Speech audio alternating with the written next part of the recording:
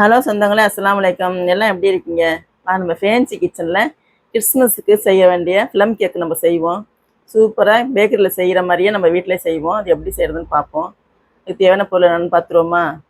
100 gram பாதாம் பருப்பு உடச்சி வச்சுருக்கோம், அதை போட்டுக்கலாம். 100 கிராம் முந்திரி பருப்பு போட்டுக்கலாம். 100 கிராம் பேரிச்சம்பழத்தை இப்படி பிச்சு வச்சுருக்கோம், அதையும் போட்டுக்குவோம். 100 கிராம் வெள்ளை காஞ்ச திராட்சை போட்டுக்கலாம். 100 கிராம் கருப்பு காஞ்ச திராட்சை போட்டுக்குவோம். 100 கிராம் டுட்டி ஃப்ரூட்டி போட்டுக்கலாம். எல்லாமே நம்ம 100 கிராம் எடுத்துருக்கோம். எல்லாத்தையும் ஒன்றா போட்டு மிக்ஸ் பண்ணி வச்சுக்குவோம். ஒரு பாத்திரத்தில், அகலமான பாத்திரத்தில். இப்போ வந்து 1 கப்பு ஜீனி எடுத்துருக்கோம். அந்த 1 கப்பு ஜீனியில் 1/4 கப்பு போட்டு நம்ம வந்து மெல்ட் பண்ணிக்கலாம். கேரமல் பண்ணிக்குவோம் அந்த கேக்குக்கு. சர்க்கரை நல்லா கரைஞ்சி வரணும், தண்ணி ஊற்றக்கூடாது, வெறும் சர்க்கரையை மட்டும் போட்டு கேரமல் பண்ணிக்குவோம். இந்த பாருங்க ரெடி ஆகிடுச்சு கேரமல். இதில் வந்து நம்ம 1 கிளாஸ் சுடு தண்ணியை ஊற்றுவோம். ஃபஸ்ட் தண்ணி ஊற்றக்கூடாது, சுடு தண்ணி ஊற்றினா சீக்கிரம் கரைஞ்சிரும். இங்கே பாருங்கள் கரைஞ்சிருச்சு பாருங்கள்.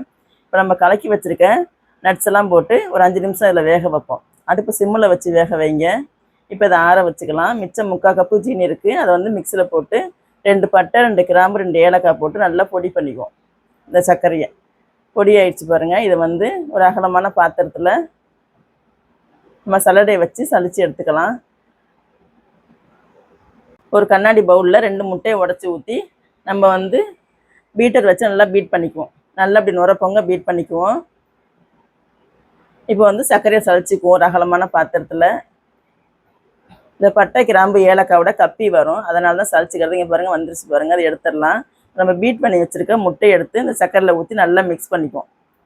நல்லா சர்க்கரை கரையிற வரைக்கும் நல்லா கிண்டி விடுங்க. இதில் வந்து 100 மில்லி எண்ணெயும் 100 மில்லி பாலும் ஊற்றிருக்குறோம். நல்லா கலக்கிக்கலாம். எல்லாத்தையும் நல்லா மிக்ஸ் பண்ணி கலக்கும். ஒரு பிஞ்சு உப்பு போட்டுக்கலாம். நல்லா மிக்ஸ் பண்ணி விடுவோம்.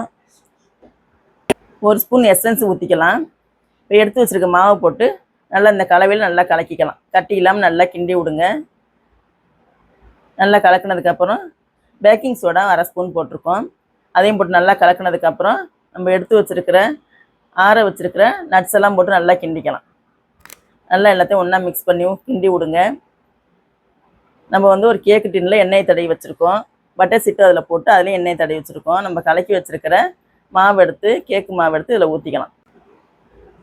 ஒரு அடுப்பில் வந்து நம்ம வந்து ஒரு பாத்திரத்தை ஃப்ரீ ஹீட் பண்ணி வச்சுக்கிட்டு இருக்கோம். இது நல்லா ஊற்றுனதுக்கப்புறம் நல்லா டேப் பண்ணி நல்லா தட்டி விட்டு வச்சுக்கோங்க.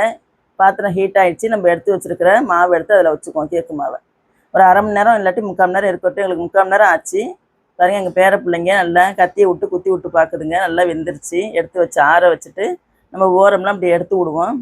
எடுத்து விட்டுட்டு நம்ம கவுத்தி விட்டு எடுத்தாக்கா சூப்பரான ப்ளம் கேக் ரெடி ஆகிடுச்சு. இங்கே பாருங்கள் சூப்பராக ஸ்பாஞ்சாக எப்படி இருக்குது பாருங்கள். நீங்களும் உங்கள் வீட்டில் இதே போல் செஞ்சு பாருங்கள். நல்லா கலர்ஃபுல்லாக நல்லா இருக்குது பாருங்கள். நல்லா டேஸ்ட்டாக இருக்கும். கிறிஸ்மஸ் ப்ளம் கேக் ரெடி ஆகிடுச்சு.